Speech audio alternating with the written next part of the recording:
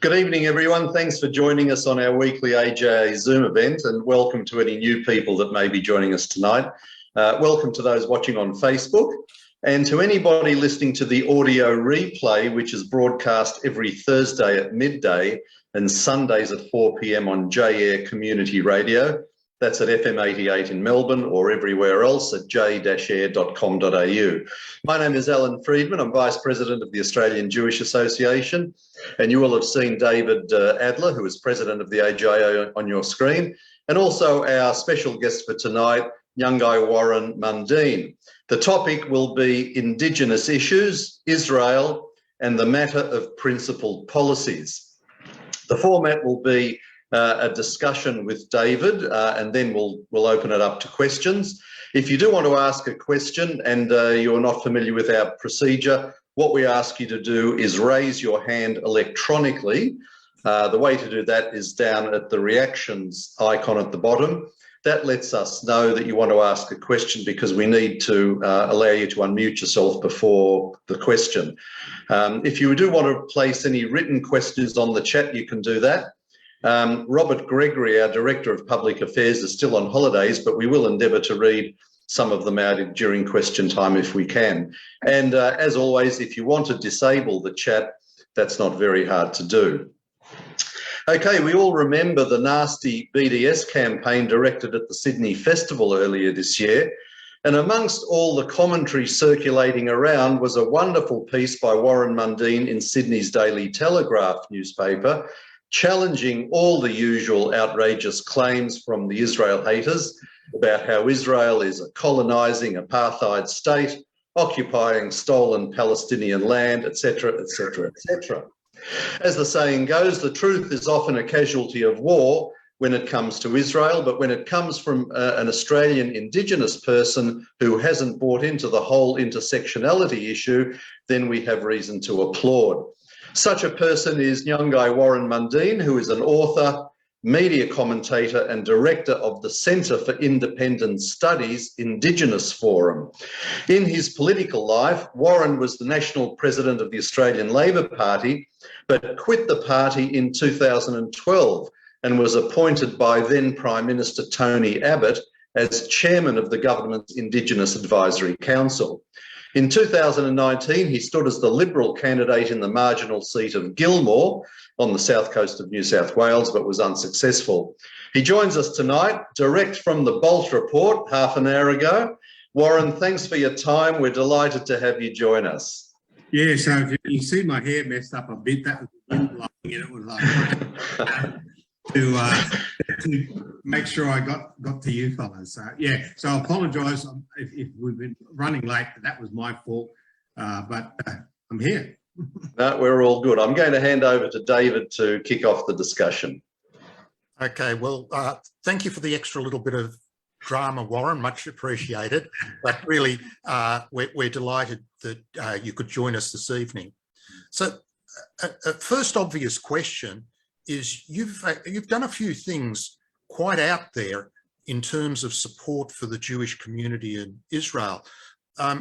Why? I mean, you've got another raft of issues. Why have you personally got involved in Israel and Jewish community matters? Well, because it was, the Aboriginal community, the Indigenous community here in Australia have had a very long relationship with the Jewish community, and you go right back to to William Cooper and how he went out and led the protest against Kristallnacht. And one of the few protests in the world that was against what the Nazis and that were doing there. I was brought up, on listening to stories and that, and my older sisters, they worked in the Rural Bank in New South Wales, and they had some very good Jewish friends who used to come and stay at our place when I was a young kid of 7 or 8. They used to come around and visit and stay over for the weekend and that. So I've had this long relationship with the Jewish community, and also I'm a bloke who doesn't like people who try and cause divisions between groups of people, plus also that they tell fibs, if I can put it that politely, and this idea of people, and so we've had this long relationship with Charles Perkins, who went over there in the 70s and 80s, who looked at the kibbutz and all that to see how they could, how that the things that the Israelis were doing, the Jewish communities over there, so we could look at that and do those things in Australia for Aboriginal communities. And then, even I went over, I've been over a number of times looking at water, so how how the Israelis operate with water management, plus crop growth and all that with hydro and that. And I could see those things about how we could do those things here in Australia within those Aboriginal communities and those areas. But I've always been very strong in regard to Israel and to the Jewish community. Yeah. It seems a combination of both moral and practical reasons. I just want to share a photograph onto the screen for a moment. You put this on your social media, so it was public. This is you having bought a SodaStream unit.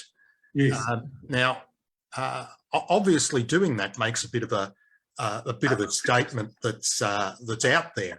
SodaStream, unfortunately, has been subject to a BDS campaign, had to relocate its manufacturing. But I thought that photo says something about your values. Is that a fair statement? It is.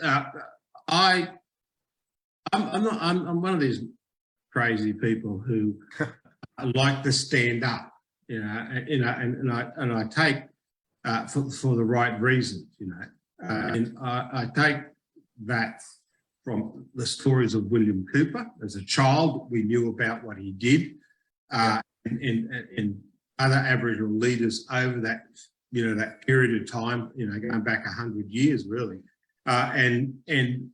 So when I see things and I want to do, and I don't, there's just crap, lies, whatever, like this idea of the Jewish people are colonising Israel, for God's sake, I'd stand up against that. And also, I don't step back when like in that photo, when there are good things that we could do and support Israel, and we can do a lot of stuff in how the Israelis and also that work with the Palestinians. I've been to Israel, I said a number of times, stayed on Palestinian farms within Israeli, and I've met with Arab people who have been elected to the Knesset and that as well. I've been in the West Bank and so on, and that, and into Jordan and Lebanon, and the more I go there, the more I admire and love what people are trying to achieve in Israel. Yeah. Warren, earlier this year, as you well know, there was an attempt to bring the conflict into Sydney with the boycott of the Sydney Festival, just because it had one Israeli act in there and a trivial amount of sponsorship, really, in the scheme of things from the Israeli embassy. Alan referred to your article, but unfortunately we saw some Aboriginal groups take the opposite perspective. Now, we believe in exposing the truth here. What's your assessment in what happened? There was a division in the Aboriginal community, and how did that come about? It actually caught us by surprise, because the relationship, there's been a number of Aboriginal groups going to Israel, a number of people, having Jewish people in Australia involved in working with Aboriginal people, as lawyers, pro bono help, and a lot of other areas in that as well. So we sort of, in the Aboriginal community, we sort of thought everything was fine, and sort of and thought and got a bit lazy, I think, because when it came out, it did catch us by surprise. And I mean, when I say us, it means a lot of the Aboriginal people out there, plus a lot of people in Aboriginal leadership.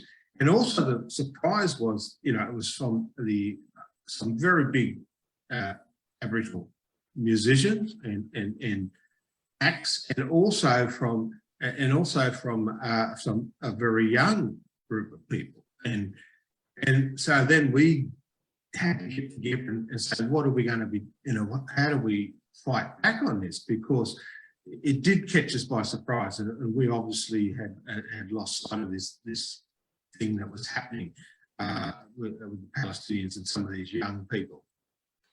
There's another trend that I want to get your comment on, and it's one that surprised me, but it's been happening for a few years now, and that is there seems to be some conversion to Islam going on in the Aboriginal community. Now, our Aboriginals have an incredible depth of culture and heritage, and to switch to something else surprised me.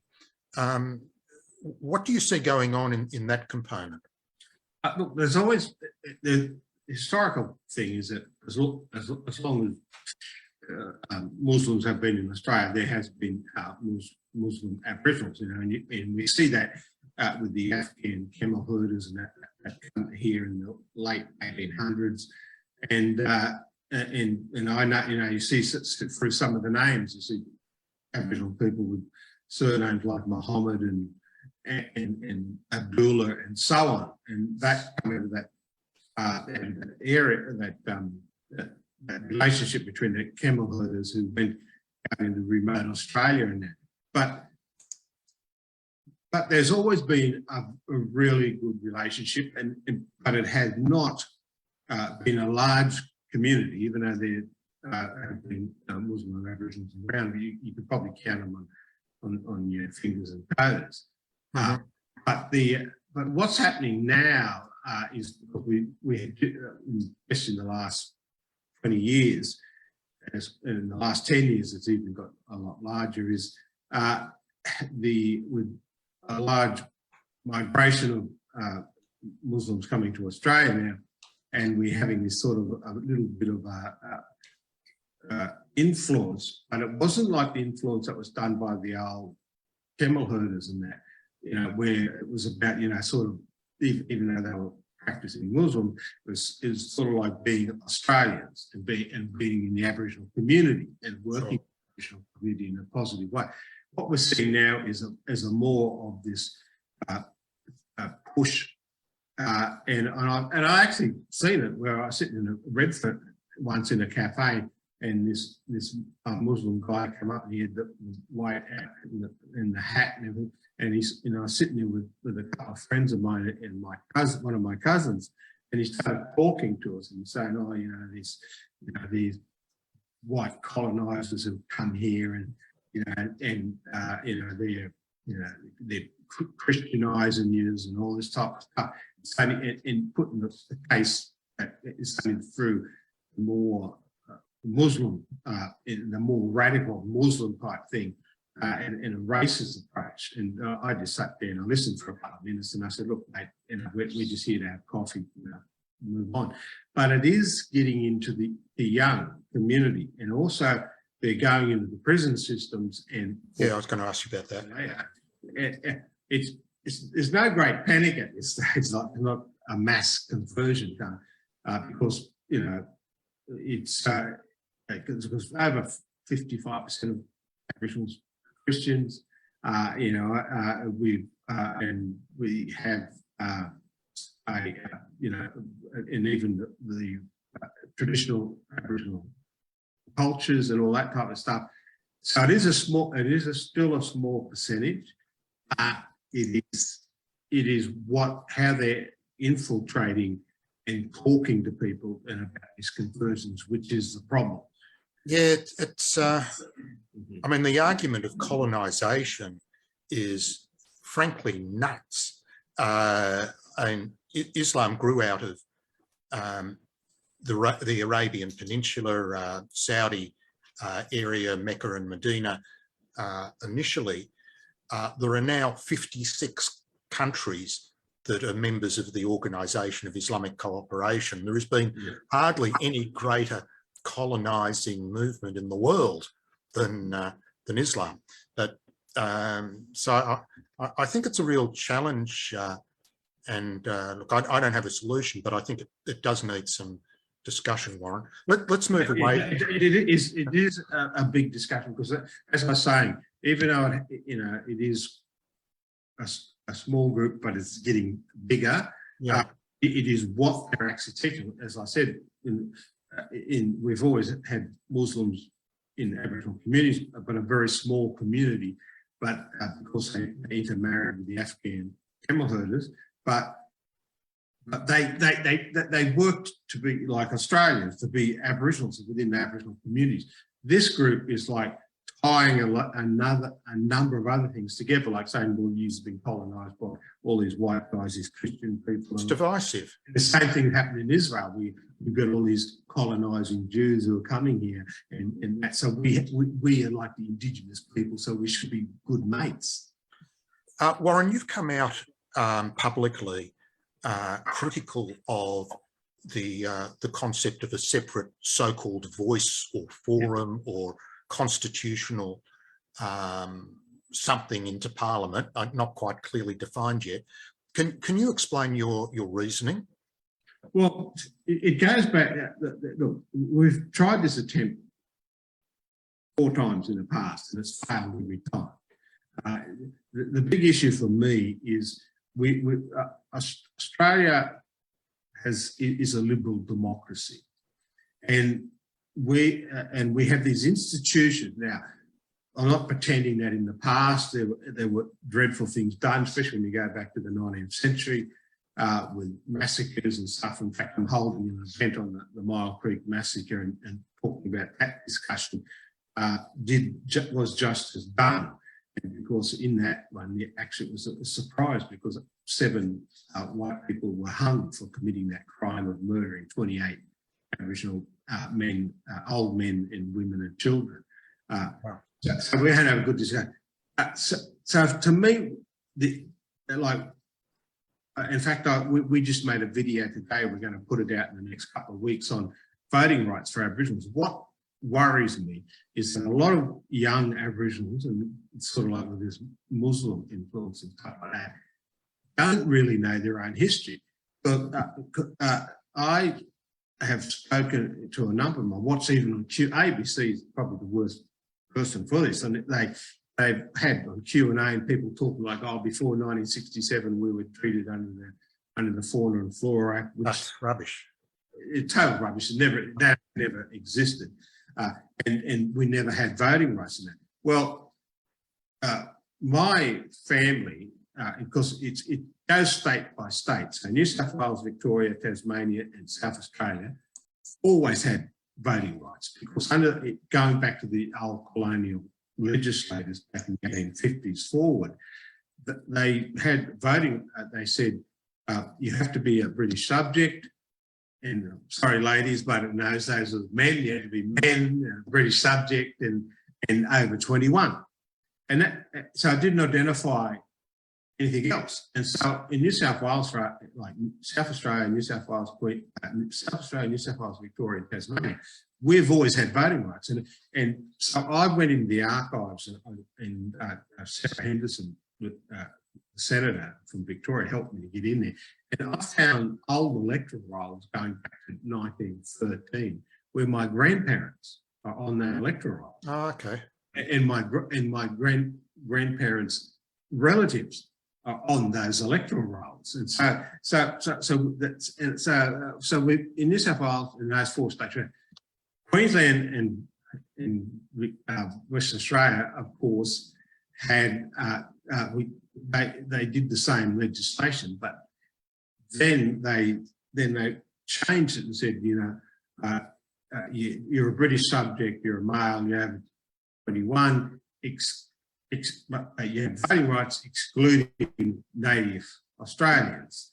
And so Queensland and Western Australia deliberately stopped us from voting. And then around 1901, when the Commonwealth of Australia was created, the Constitution, the federal Constitution said if you've got voting rights in states, then you've got voting rights as a Commonwealth. So my grandparents and that were voting. And women got the vote in 1902. So you're a bit late, ladies, but you got in. And so it was, so my grandmother and that was voting. So we had all that, except for Western Australia and Queensland, where they didn't have the vote. And a lot of people sit there and go, well, Gough Whitlam gave Aboriginals a vote. Well, no, he didn't. It was Robert Menzies in 1962 who said we can't have this Aboriginals voting in New South Wales, but not in Queensland and that. So they changed the law, and then the states were forced to follow on. Western Australia and Queensland were forced to follow on and give the voting rights to Aboriginal people. And but Warren, are you saying with from your perspective, we have a system which is appropriate that gives the Aboriginal community a input, if you like, into the political process? Yeah, and there are certain stages that the big movement, we had civil rights movements before that, but the big movement of civil rights for Aboriginal people come out of the Second World War, because even though we didn't have voting rights, and don't let people tell you we didn't have citizenship, because we did, because we were British subjects, and when it changed in 1947 to Australian citizenship, it just said if you're a British subject, you're now an Australian citizen. Mm-hmm. We'll have those things. But what happened was that we were still in the military, so we fought in the Boer War, we fought in the First World War and the Second World War, Korea, the Malaysian communist uprising there, the Konfrontase when Indonesia invaded Malaysia, and also the Vietnam War. And so coming out of the Second World War, all these Australians and all these Aboriginals are fighting in the trenches, and same with the First World War. And then they come back to Australia, and they were segregated. And so it was these white Australians who were saying, well, these are our mates. We fought in the trenches with them. We fought against the Germans. Good point. Good point.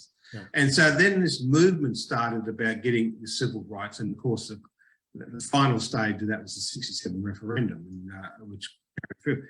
And then in 1969, all the Aboriginal acts at state and territory level were removed.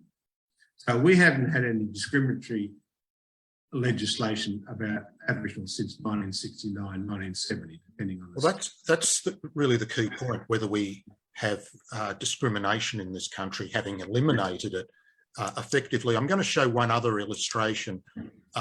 This is a quote from you. I hope it's accurate, because it's been published by Advanced Australia. Yes, that's right. Yes, I have. Yeah. And I should declare I'm on the Advisory Council of Advanced Australia. But this is you making a pretty pointed call against any form of racism, segregation by race, talking about critical race theory, white privilege. You could have added anti-Semitism into that phrase as well. So why did you make that particular statement, Warren, and allow it to be used in a campaign like that? Well, because what worries me is, as I'm just saying, that these young people don't really know our history. They sit and they talk like I spent the first 13 years of my life under the New South Wales Aborigines Protection Act, and that was a segregation act. So up until I was 13 years old, there was segregation. And it's interesting too, so because if Aboriginals wanted to go to a public school, they had to get permission to do that because of that segregation acts around the country. And this is why a lot of Aboriginals actually went to Catholic schools, because Catholic schools, they didn't have to pay a line on that legislation. They just used come and you get educated. So it was oppressive stuff. You know, I saw my father coming home from work one day, because in those days, you can imagine it, he worked with the Department of Main Roads. You could, the old Department of Main Roads, you could, school holidays, what are you going to do with the kids? So he used to take us to work with him. And so we'd be there with all this heavy machinery going on and digging ditches and having a great old time as kids. We're coming home from work, was in the back of a truck, in those days they didn't worry about putting kids into seatbelts or anything like that. Coming back, and the police pulled us over. And my father was driving, and they got him out. I would have been about 7 years old at the time. And they strip searched on the side of the road. And then it just to humiliate him in front of us and his fellow workers. And they said, and this copper said to him, he said, you think you're pretty good as an Aboriginal person, because after he come back from the Civil War, under the Aboriginal Acts around the country, if for argument's sake, Alan, if we're greater operators, which was my father's job, if you were earning $100 a week or pounds in those days, he was getting £25. So it's a quarter of what the non-Aboriginal person next to him was getting on the job. This is where my Labor side comes from. My father joined the union. He got the union organiser campaign for him, which was unusual, because 99 times out of 100 they wouldn't have.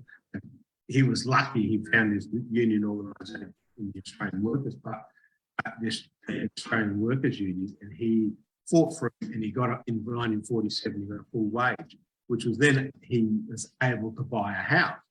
He couldn't get a housing loan from the banks, so they didn't do it, but he got it.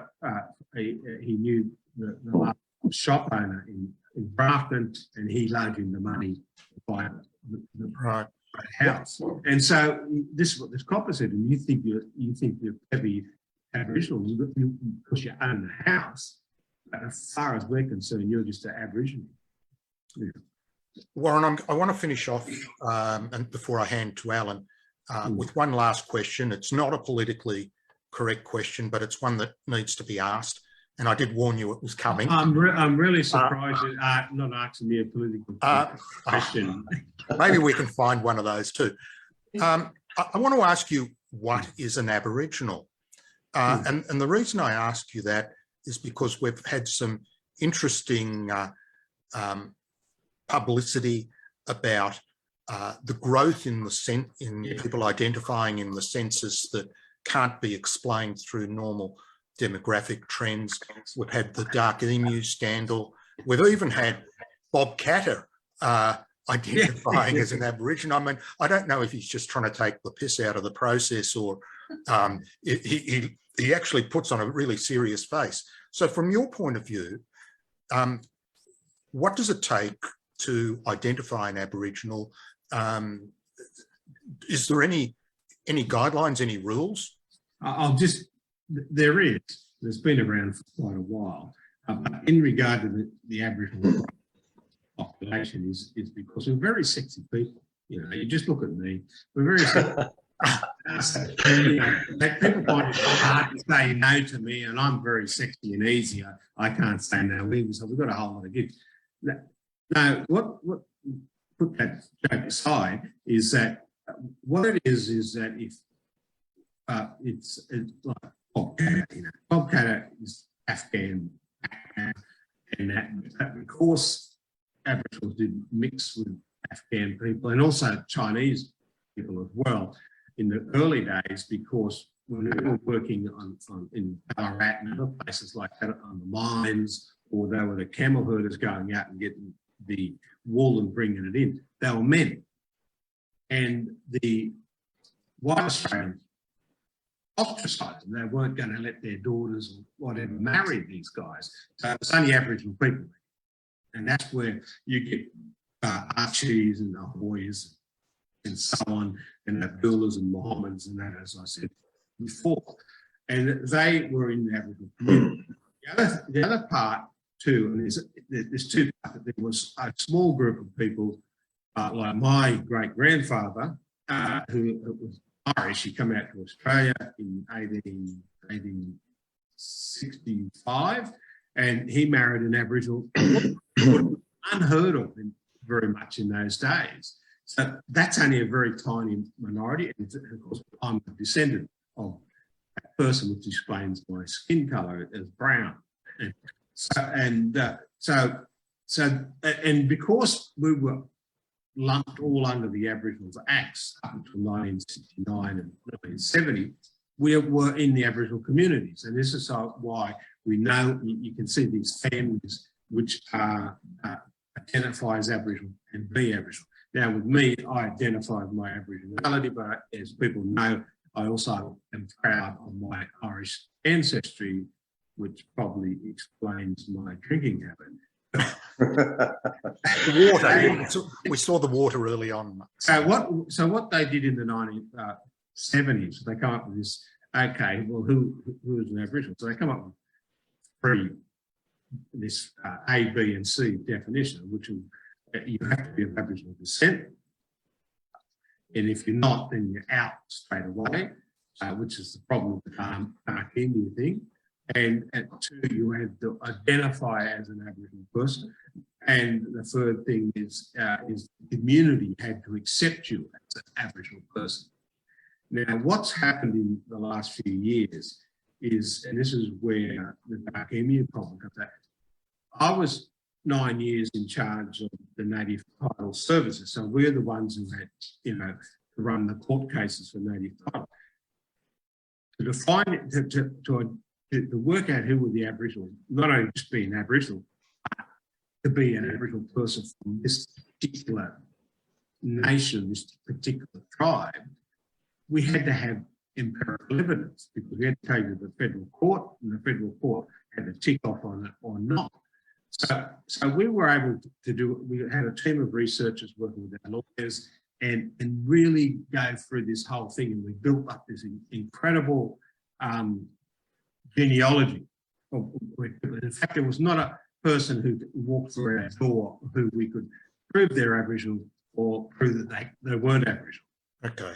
So we were able to do that. The problem we have now is that this identification. If you say that you're an Aboriginal, then people are supposed to accept it.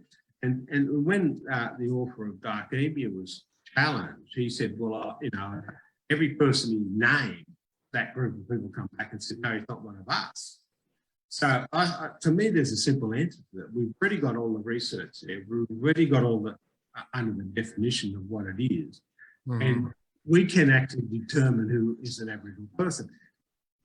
But because the government and other people, because they don't want to be called racist and all this type of stuff, it's almost like the argument, are you a man or are you a woman? Thing, is that people are scared. That's why he's not of Aboriginal descent.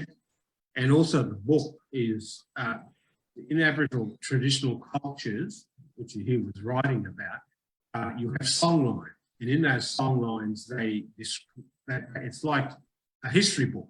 They sing it about your people and where you come from and who your descendants, who your ancestors were and all that type of stuff. And what you did, hunting, fishing and stuff, and building humpies and stuff. I haven't come across a songline that talks about animal husbandry. But none across Australia. And all the Aboriginal people I know, they said, we were hunter-gatherers. And what's wrong with being hunter-gatherers? That's what we were. Sure. Yeah. And this, he sort of in his book is saying, we're almost saying you're good people because you were like Europeans, you farm. And in actual fact, there's no evidence of that. And why do we have to be good people just because we farm just like Europeans? We are what we are. Of course. Nothing wrong with that. And so that's where the problems come in.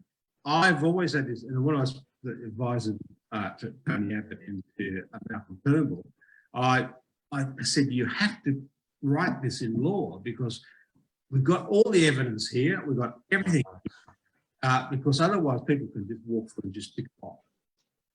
Yeah. And that's fine, except that accesses them to certain programs and money. And I've always said the way to get away from that is have a needs-based system. So, like for instance, I don't need help from the government to have housing. I got my house. It's that my father had his house in it. Other people who are in destitution and stuff like that, the government should help them in welfare, and that's what we should be based. It doesn't matter who you are, Okay.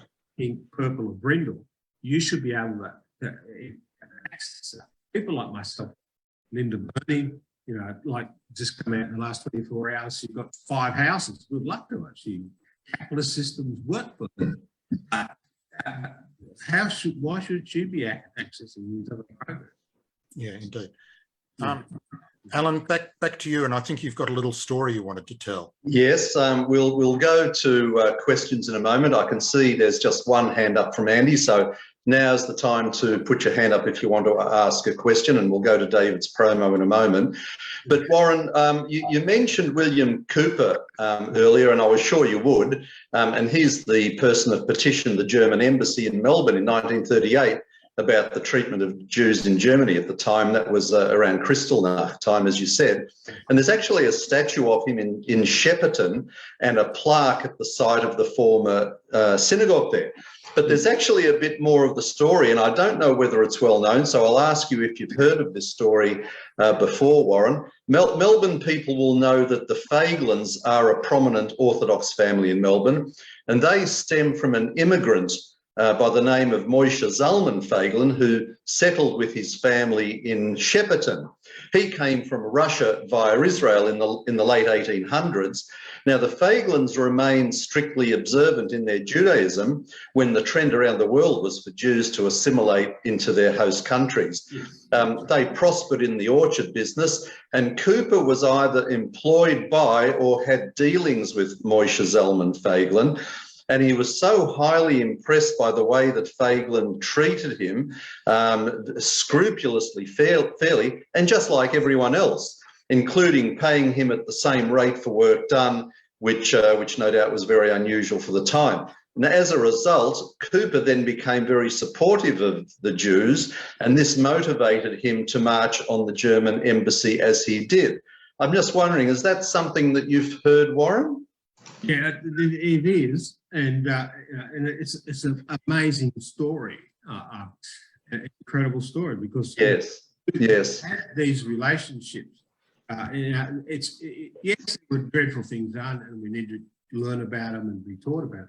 But there were some incredible relationships between people, and that was one of. We had a relationship with Wales Meyer. And that, because they owned the cattle station where our family grew up and worked in the cattle station, and we had that relationship as well, and they treated us decently and gave us, well, not me, but my grandparents and aunties and uncles and great grandparents, and they worked on that cattle station and that forum, and so and it was a great relationship. I used to go to Melbourne. This is before, of course, before. Wales passed away, and he used to ring me up and said, "Oh, I hear you in Melbourne," and we used to go and have dinner and chats and talk, and that. They were, that really treated us really well, like we were just human beings together. Yeah. Yes, and this is a picture of obvious. Yeah, there's William Cooper. That's the statue, and that gentleman in the hat is Moshe Zalman Faglin. So he was the patriarch of the family that started the whole thing going. So it's a fascinating story. Now, David, I'm just going to hand back to you for a moment to tell everybody what's coming up next week, and then we'll go to questions. Okay, very, very quickly, if there's anyone here who's not yet supporting AJA when this event is over, please go to the website jewishassociation.org.au. Make sure you apply for membership or make a donation or whatever you can. Like and follow the AJA Facebook page for the news and views items on a daily basis. And next week, we're going to have a look at what is the most complex balagan mess of a political system possibly in the democratic world, and that's Israel, with the expertise of Barry Shaw as Israel prepares for yet another election, what are the permutations and combinations, what might happen? Okay, thanks, David. Now, open to you, everybody. So I've got Andy, Dennis, Ruven as the first three. So we'll start with you, Andy. Please unmute yourself and ask your question. Okay, basically I have two questions. One is, I noticed when the photo of you holding the soda stream, you had a tattoo. What does a tattoo represent? And then the other question is, how are the Indigenous Australians with the Canadians, Indigenous Indians, and the American Indians? Are you all compassionate again for each other? Are you just working your own battles? Thank you.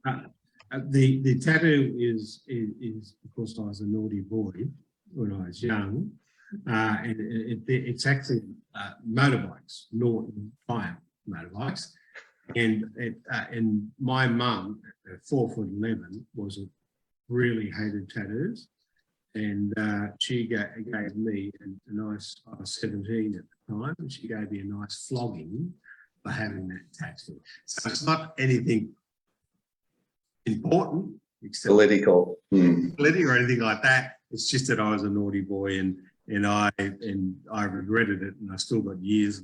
I still remember the flogging that I got. My niece reminds me too, because she walked into the room just as my mum was getting stuck into me.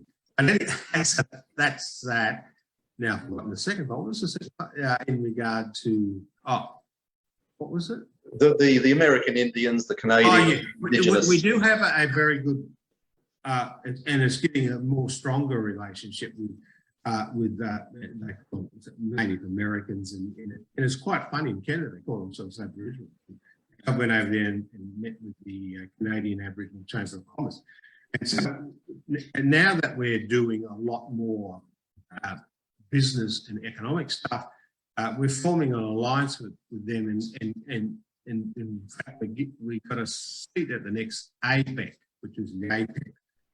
Business rounds and economic rounds, and we're also working with South American Indians, and also the groups in Southeast Asia, the Indigenous groups down there as well. So there is a growing, in the Maoris, of course, but it's based through economic exchange and business. Yes. Okay, thanks. Dennis, your turn.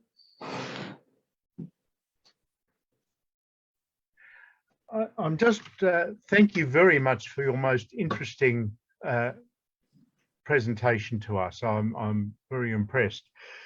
The latest Australian census showed a marked increase in the number of people identifying as Aboriginal. Yeah. In fact, it was, I think, a 15% increase over the previous census. And I'm wondering whether these are people who were too scared previously to identify as being Aboriginal because of ingrained Australian prejudice, or whether there are people who are just discovering that they are Aboriginal, or maybe people find a benefit in saying that they're Aboriginal when they're not. It just seemed like a remarkable increase in such a short period of time. Do you have an explanation for that? Well, mine goes, yeah. I'm not surprised with it. I believe the two major ones, besides us being sexy and having too many kids, is that it is right. I'm a great believer. If you go back, if people have been, especially in country Australia, in the bush, if you have lived in these areas, and like I talked about the Afghans and the Chinese, they were men mainly, and they didn't have any, there's no women for them, so they went into the Aboriginal communities and found wives and so on. The same. So if you've been around for about 140 years in Australia, there's probably a good, and you come from the country and your family went out into the bush, you've probably got, there's a good chance that you will, part of your family will have Aboriginal ancestry. And I come across that all the time, I'll give you an example. I have this good friend of mine I've known since kindergarten, and we were really good mates.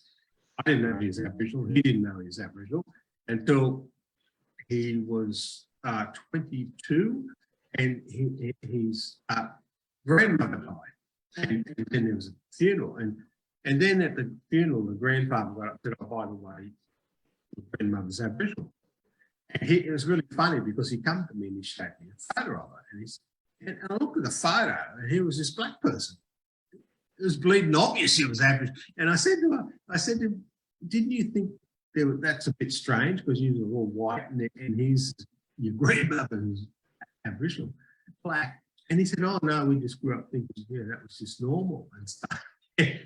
So he at 22 discovered that he's an Aboriginal ancestor. I have known a lot of people who've done that, and they've gone back 3, 4, 5 generations, and they've seen it come through their family.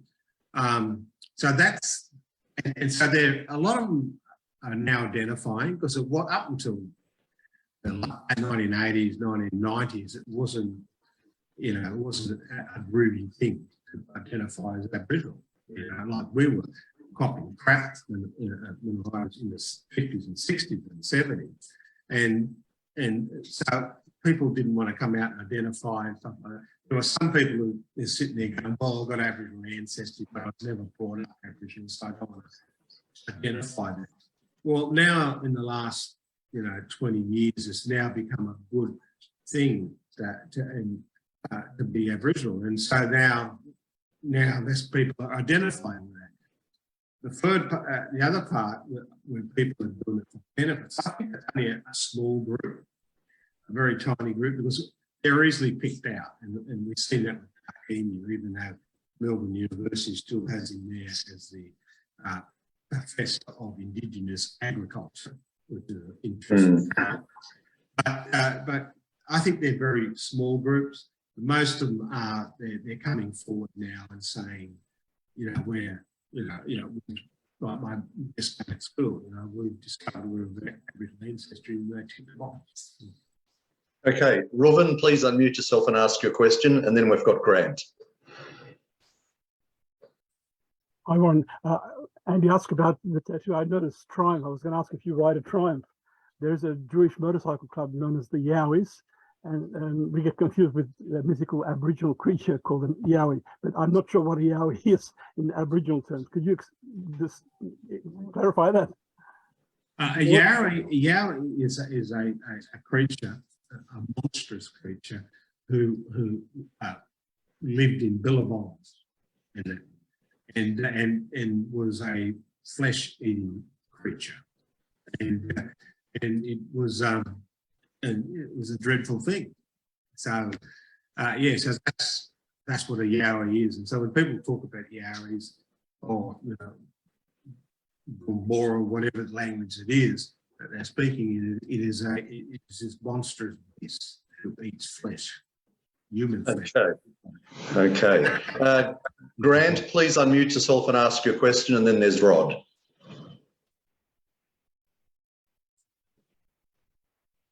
No, you're still muted, Grant.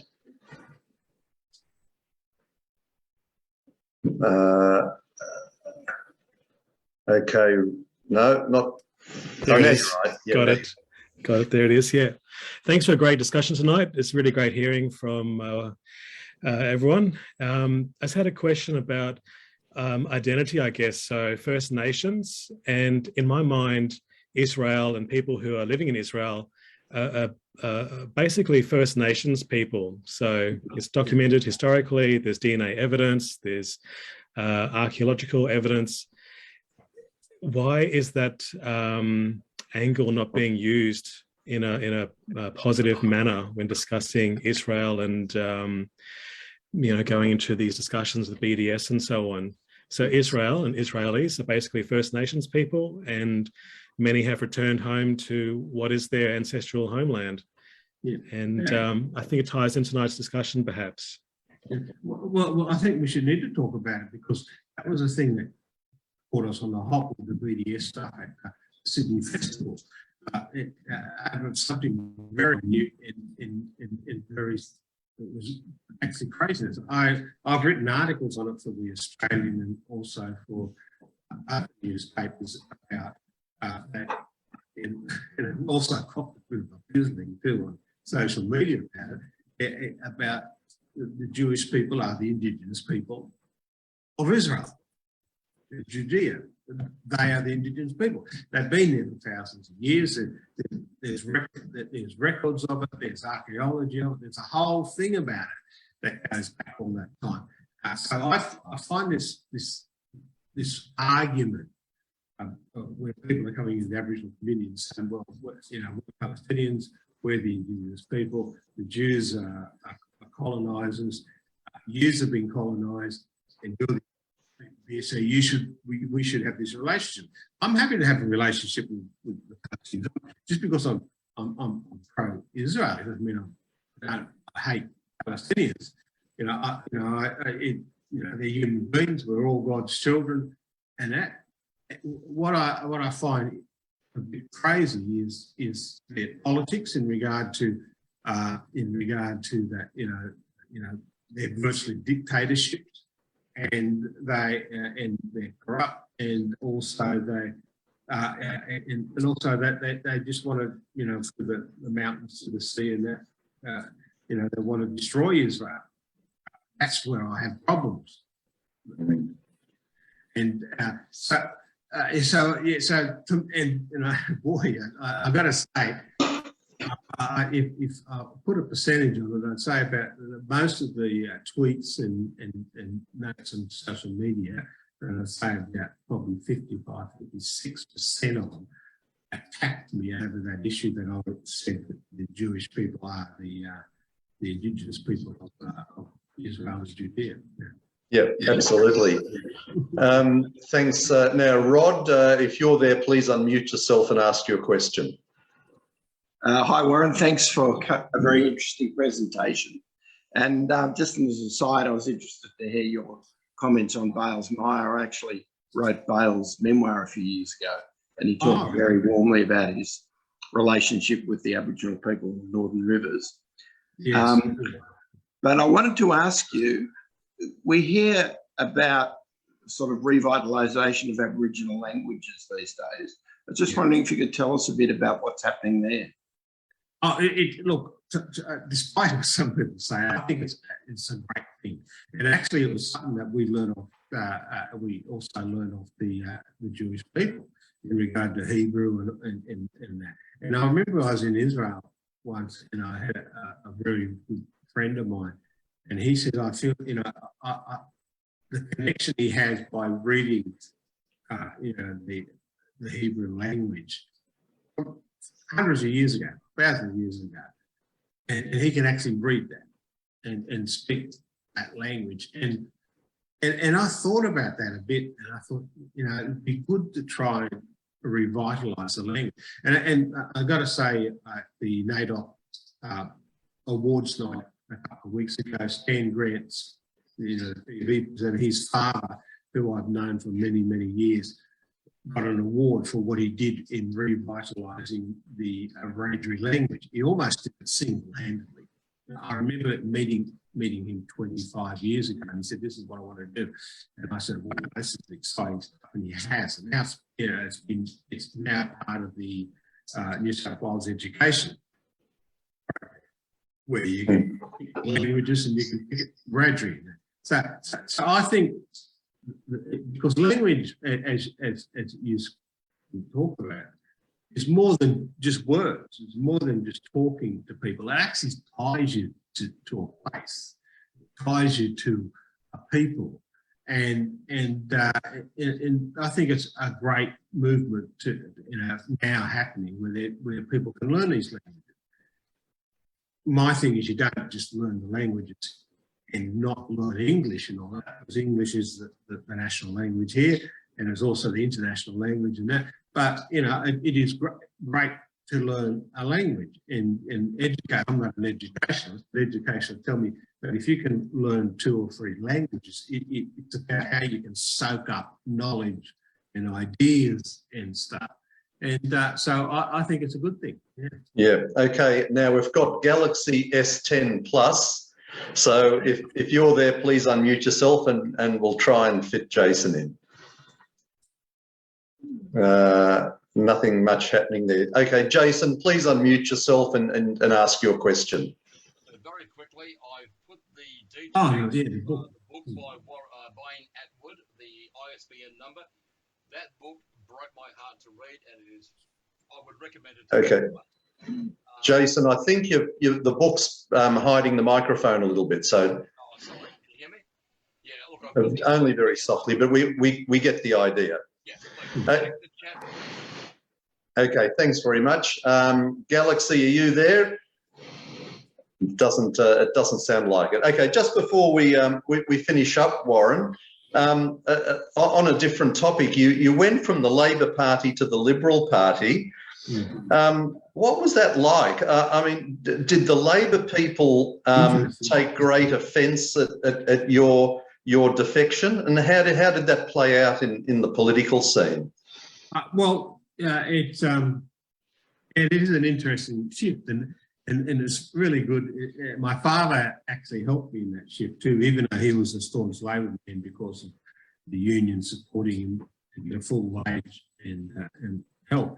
I remember coming into the house into my father's house when I defected, for want of a better word, and he's sitting there looking down the hallway as I'm coming down, and he said, "Oh, your mate's here. Your mate's here."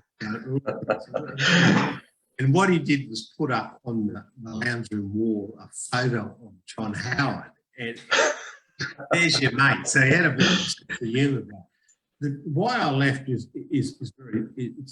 very simple. I come from a very strong Labor family, and that it was the realisation around 2012 and the shift of the Labor Party was shifting to the left, and even though my family were very strong Labor people, we were more, that centre left type area, more centre right on economic and business stuff, but centre left on social issues. And when that movement happened, I remember the day, they sent you the email and they say, renew your membership. And I said, I don't know if I want to do this. And my wife said, well, don't if you don't want to do it. So I ignored it. So I didn't actually really resign. I just didn't renew my membership. And then I was out of politics until Tony Abbott rang me up 18 months later and said, I want you to do this job for me. And then I did that and then with Malcolm Turnbull. But it wasn't until 2018 that I was approached. I said, we like what you write, we like your talks and all that stuff. And they said, we'd like you to join the Liberal Party. And I said, well, I've been 6 years out of this stuff, so I'm not too sure about it. Anyway, we had these conversations, and eventually I did. I joined the Liberal Party because I am on that centre-right area. I'm a strong believer in liberal democracies. I'm a strong believer in capitalism. And if people would have heard me tonight on Andrew Bolt, they would have heard me talking about that. These are the things that will improve the lives of Aboriginal people rather than a socialist approach. And so it wasn't hard for me then to join the Liberal Party, and I've been in the Liberal Party ever since. So it's not this great conversion thing. I don't think I changed much. As I said, I'm more in that economic business, economic prosperity area on the centre right, and then was some social issues, and then I was in the centre left in the welfare. But I realised too, but our Aboriginal people, not only Aboriginal people, you go into some of the suburbs of Sydney, which are Aboriginal people aren't. They've become generations of people who've never had a job on welfare, and that's a problem. So that's so I felt comfortable with the Liberal Party. Yeah. Okay. Look, we have come up to time. Sorry, Elaine. Warren, I want to thank you for joining us tonight. You're a rational and logical voice for your people in the political scene. It's just a pleasure to listen to you. especially after watching the news often when there's riots and rampaging people everywhere. So thank you for doing what you're doing, and we wish you all the very best going forward. Thank you. Thanks for having me, and I enjoyed it. I think I missed one of the questions, but we can have a talk. No, that was a voice of Parliament, but because I have some very strong views about that as well. Yeah. Okay. So thanks to Warren. Just before we go, the L'Chaim program with Morris Klein's on now, 3ZZZ or FM 92.3 in Melbourne. That's all we've got for tonight. Don't forget to join us next week with Barry Shaw talking about the weird and wonderful world of Israeli elections. Don't forget you can keep up to date with what the AJA is talking about on our Facebook page. So please like it and share it widely. But for now, we wish you all a very good evening and look forward to seeing you next week as usual. From me, it's bye for now. Okay, thank you very much. See you later.